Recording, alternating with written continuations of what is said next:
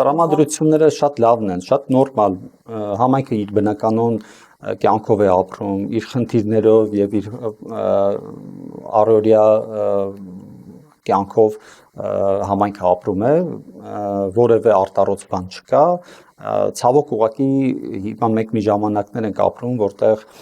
որ գողը ամենաշատն է խոսում գողությունից, թալանչին ամենաշատն է խոսում թալանից, ծախվածը եւ դավաճանը ամենաշատն է խոսում դավաճանությունից, ժամանակներն են այդպիսին, բայց ես կարծում եմ, որ